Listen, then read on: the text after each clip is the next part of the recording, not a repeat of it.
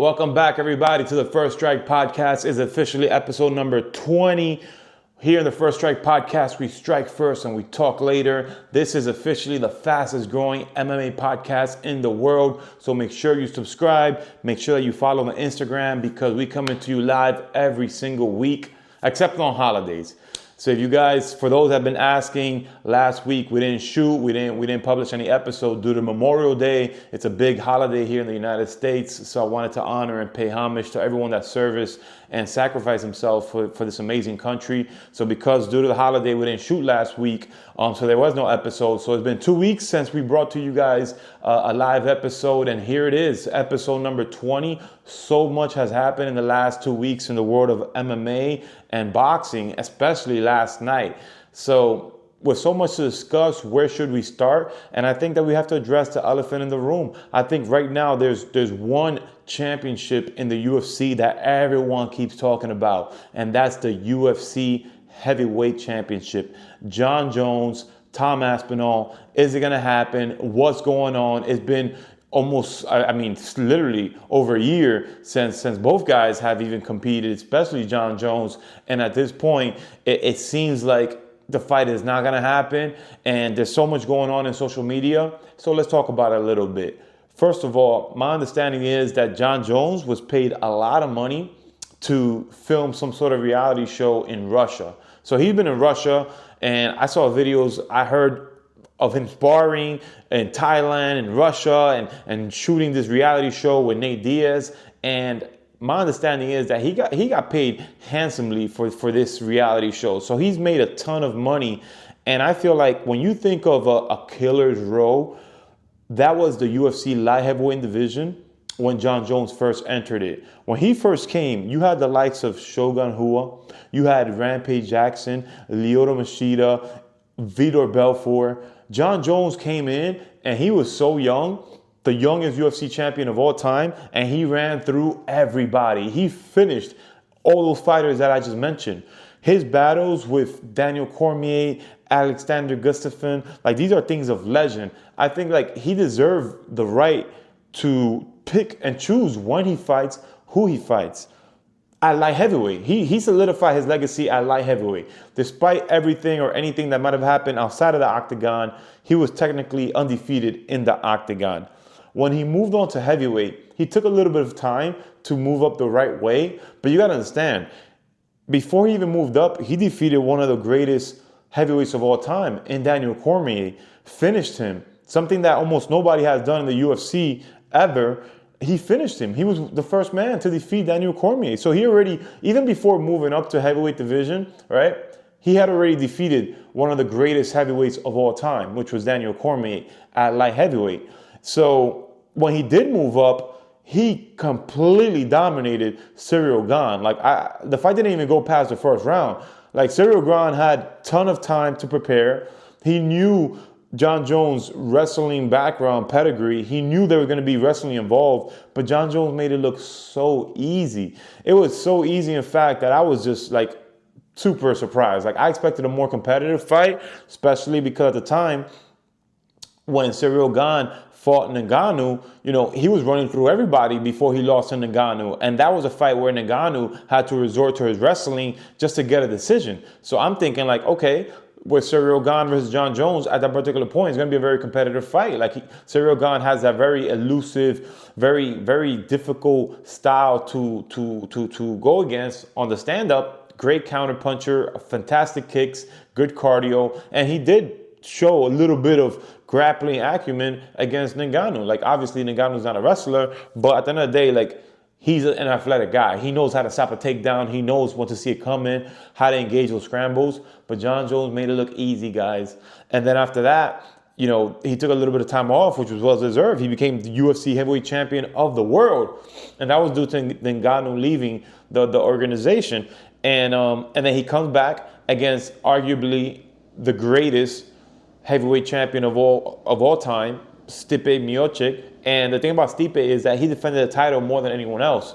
So you got to give him the accolade. Not even Daniel Cormier defended the title as much as Stipe. And Stipe, no matter how you slice it, maybe he's getting older, maybe he's slowing down. Like this is someone that has never been finished in the fashion that Jon Jones. You got to understand too, Jon Jones is also up there in his 30s. Like, he's no spring chicken either. It's not like you're talking about a guy in his 20s taking on, a 40-year-old. Like, they're both older. They're both, legends of the sport. And that spinning body kick that he finished Stipe with, like, that was just straight out of a comic book. Like, I've never seen something like that, especially at a heavyweight fight.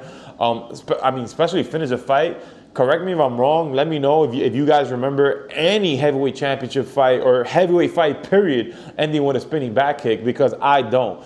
And I feel like, because when you put all those together, the reason why I'm telling you this is because Jon Jones deserves and earned every minute, second of the position that he's in right now. He does not have to rush to fight anybody. Aspinall needs Jon Jones more than Jon Jones needs Aspinall. So if he has the opportunity to go to Russia, to go to Thailand, to shoot these reality shows based off the resume that he earned 100% throughout the many years, doing things, making history over and over and over again, who are we to say that, he's ducking Aspinall? Who are we to say that he has to fight Aspinall? This is a guy that fought everybody when everybody was relevant. Now, when we talk about Aspinall, this is someone that has done a fantastic job of defeating everyone who's come his way. Like, the only fight that he lost was technically due to an injury. And, he has a great grappling, amazing hands, devastating knockout power. But the reality is that he could have taken another fight. Why is he waiting for Jon Jones? You know what Aspinall is doing? He's doing the same thing that Chandler did. All he's doing is wasting years of his prime, waiting for this big money fight that may or may not happen. At the end of the day, when you look at what happened with Chandler and McGregor doesn't need Chandler. He's making tons of money in alcohol. He's going viral every day, no matter what he does. He doesn't need Chandler. And what happened when Chandler finally came back? There was ring rust, and he got finished by Paddy Pimilton. Same thing is going to happen to Aspinall. When you're an MMA fighter, time off is your worst enemy. Time off, you're going to develop that ring rust. You're going to forget what it feels like. And I just feel like at this point in the game, Aspinall, like, why not defend your interim title? Like, if you're the interim champion and you earn that title, like, there's, Aspinall versus Ciryl Gane. That'll be a fantastic fight. I would love to see that fight. Like, why not have Aspinall defend that interim title? I think that's the best move, because if Jon Jones is making money, if he doesn't want to fight right now, he's earned that right. And who are we to tell him? Like, he's earned the UFC heavyweight championship of the world the right way. He defended the title the right way. So why are we pressuring him to take a fight against, a young up-and-comer that, has only a handful of ranked wins in the heavyweight division? Like, if you're the interim champion and you're confident in your skills, defend the title, stay active. That's my assessment of the situation. I feel like Jon Jones has earned the right to do whatever he wants. I saw his Instagram. He said, on X, he said he's living his best life. So if he's living his best life and he's happy and he's earned every minute and second of it, I feel like, who are we to interfere? Who are we to say what he should do? So in conclusion, Jon Jones, take as much time as you need. The First Strike Podcast supports you 100%. Tom Aspinall, I don't support your inactivity. I think you should fight somebody else. You should fight a Ciryl Gane. You should fight another top 5 heavyweight contender. Why not? Get your paycheck, get that activity, and add to your highlight reel. That, to me, is what makes sense for Tom Aspinall. I think Tom Aspinall should take a tune-up fight and give the fans some action. And I think Jon Jones should take as much time as he needs, because at the end of the day, he's earned it. When you chain together those type of spectacular history-making performances like Jon Jones, listen, if it takes a year or 2 years off of you recharging in order for you to give us that type of performance, take it. You've earned it. You've done everything in the sport. God bless you. And that's my assessment of the situation. So now, moving on to this past weekend. Memorial Day weekend in the world of MMA was a little bit quiet. Nothing really notable. The UFC signed Patchy Mix, who I'm excited about. He's going to make his debut in the Jersey card with Merab and Sugar Shane last night. there was a card that was headlined by Maycee Barber and Blanchfield. I don't want to mispronounce her name, but it was Erin Blanchfield versus Maycee Barber in the main event. And both of these ladies had a little bit of heat with Erin Blanchfield, talking a little bit about Maycee Barber, and it's both of these guys are highly ranked in the division. And it was shocking. The first time I've ever actually seen this or heard about this happening right up into the fight. So what happened was the card was going as normal, nothing really too notable in the undercard. And before the main event start, news breaks out that Maycee Barber couldn't compete due to medical reasons. And this was right after the UFC played the promo before the main event fighters are supposed to walk out. So right before they walked out, news breaks out that she got pulled for medical reasons. And then today, I just got the news that it was due to a seizure. So my well wishes are with you, Maycee Barber. My understanding is that she had some sort of health issues in the past. I don't have that information if it was seizure related in the past, if she's had seizures. But my understanding is that the reason why she couldn't fight last night in the main event was because she had a seizure. Now, I have never had a seizure in my life. Thank God, knock on wood. I've never been around anyone having a seizure, but I've seen tons of videos of people having a seizures. And I got to tell you, folks, that has to be one of the scariest things that I've ever seen. And I think that if she experienced a seizure right before making the walkout, maybe it was due to anxiety or whatever the reason, I think that the UFC made the best call. At the end of the day, this is entertainment, it's a sport, and obviously they want to accomplish accolades in the sport, but the reality is that for the fans and the media, it's entertainment. Like, it's a business, and we're here to see the best fight the best. And if you're not at the best, then you shouldn't be competing. Like, if you're having a seizure before you fight, there's no way you should be competing, because any damage that you take can compound on that seizure. And not only compound, there's a risk of death. Like, people die having seizures. So you're about to go to war, take on the most brutal sport in the world, and you're having a seizure. I think they made the best call. And I hope that the UFC does the right thing and pay both fighters, because the reality is that the fighters sacrifice so much just to get to fight night. And to me, in my opinion, just making it to fight night, it's an achievement in itself. Just making it, like just getting to the fight, it's an achievement in itself, and they should be compensated for that. All the training, all the work, all the promo, everything that they do and they put in leading up to the fight. If someone can't fight due to health reasons, I think that no matter what, they should be compensated. And me as a fan, as a diehard journalist, I understand, and I'm very empathetic for Maycee Barber. I wish you the best. I hope you make a full recovery. And I think the right thing to do is pay both ladies and then just schedule a rematch. Seizure is something very sensitive. She should take as much time off as needed. And if it's something where she's going to take more than 3 months or 6 months off, then I think Blanchfield should look at fighting someone else in the division. And that's my assessment of the situation. And that, to me, was the biggest news coming out of last night. I think that anyone that's dealing with health-related issues, especially anything like that, affecting the brain, affecting your whole body, I don't think you should be taking punches to the head. So especially Maycee Barber, she's so young.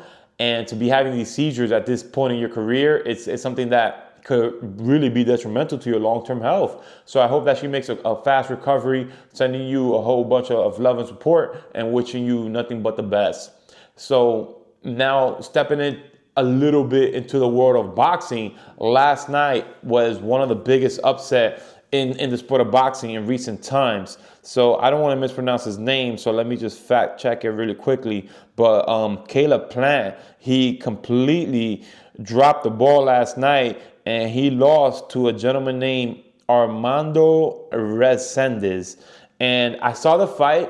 I actually betted on Caleb Plant. This was his first stop of his revenge tour, his big comeback tour, where he's going to take on everybody and then build towards big fights versus the likes of Edgar Berlanga, possibly a Canelo rematch, possibly fighting Charlo. And he completely flops. Wow. I can't believe it. He looked flat, he looked tired, and he got hurt in the 8th round with that overhand right. It was almost like a sharp right. It wasn't really like an overhand right. But I think that this is a clear example of what happens when you overlook your opponent. It was clear to me, even from seeing like his boxing ring outfit, it said revenge tour in the back. To me, he's already planning the next 4 or 5 fights. And to see him lose that way, it was a little sad, because this is someone that had pop, that I felt like gave Canelo one of his most competitive matchup until he got finished. And this is someone that has knockout power when he's at his best. And he just looked flat. The punches had nothing behind them. He looked tired. He was getting hurt, and he was just getting outworked. The last 3 rounds, I don't see how any judge could have gave it to him, because he wasn't really throwing punches. He was just keeping moving back away. When he did throw punches, he barely chained together more than 3 or 4, and they looked like they had no pop on him. Like when I looked at Caleb Plant last night, I saw someone that didn't train properly. He definitely overlooked his opponent. He might have been focusing on his revenge tour, like it was on the back of his outfit, on what's next. And sometimes when you focus on what's next, you're not paying attention to what's in front of you, but what's in front of you can affect what's next. So where are we, Caleb Plant? I'm a big fan of yours. I really hope you get it together. I think that, because it was a split decision loss and he didn't get finished, there's still a lot of marketability to his name. I think that he does need to go back and take a few more tune-ups before going back on his revenge tour. And I think at this point in the game, because it was a split decision and it was a shocking upset loss, probably the biggest upset of the year so far, do a rematch. Like, why not? Let's get that gentleman paid that became, the champion last night, and just book that rematch. And I think that in the rematch, you have to show everybody that you got what it takes to take on the bigger guys in the division. I feel like in the rematch, Caleb Plant, you got to come out with a sense of urgency, and you got to try to finish the fight. You got to come out looking for that knockout. You got to come out, be aggressive, and you got to come in better shape, man, because he looked tired. He looked gassed. It wasn't the Caleb Plant that I recognized, that I became a fan of. And I think it has to do with distractions outside of the ring. And when I look at someone like Gervonta Davis coming off that very competitive fight with Lamont Peterson, what is Gervonta Davis doing, right? Even though he won the fight, he's still looking to rematch him. So the fact that Caleb Plant lost the fight by split decision, I feel like you have no choice but to rematch. Get that guy paid. It was the biggest win of his life. And for you, just get back on track. Go back, get that knockout win, put an exclamation mark on it so you could close this chapter and then move back on to the revenge tour. So with that being said, up next, there's a few UFC fights that I'm definitely interested in catching, and I'll definitely be closely following. Of course, the big rematch with Marab and Sugar Shane O'Malley. I'm going to be covering that. I'm going to be posting my lock of the weeks, which is basically the First Strike Podcast best picks of the weeks, and basically any betting favorites that we feel you should bet on. So look out for my lock of the week coming this week. Besides that, thank you so much for supporting the channel. We've grown so fast, so soon. We've gotten over 13,000 subscribers in less than 4 months, and it's history making. So you're a big part of it. Thank you so much. I'm going to be working closely to put together my first official interview. So stay on the lookout for that, because that's going to be a movie. We're going to be asking the hard questions that everyone else in the sport is afraid to ask. We're not going to pull any punches. We're going to have fun. So that's the roadmap for the First Strike Podcast. We got the lock of the week. We have some interviews coming up. And then episode 21 and onward is on and popping. So there's no more Monday holidays for the next few months. So tune in with us. Don't check out. Make sure this is your favorite podcast. Make sure you tune in every single week. I go by the Marathon Don, and I am out.